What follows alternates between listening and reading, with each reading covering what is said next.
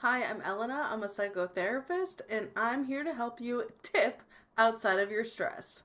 There are four coping skills that we refer to as TIPP, T-I-P-P. T stands for temperature. So, what I want you to try and do is grab something cold, hold it in your hand, put it on your wrist, the back of your neck, or the front of your face. Just something very, very cold because your cold temperature is going to help calm down your nervous system. I stands for intense exercise.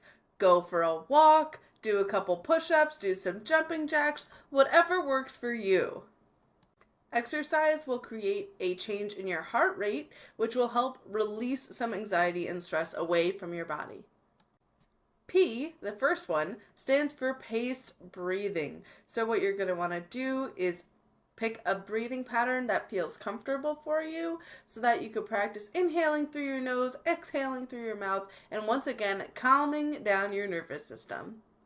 And the last P stands for progressive muscle relaxation, where we are going to tighten our muscles and then release the muscles. You could go through each body part from your head down to your toes to create that tension and release it once again, relaxing your body and focusing on your breathing. For more mental health content, make sure you click that follow button.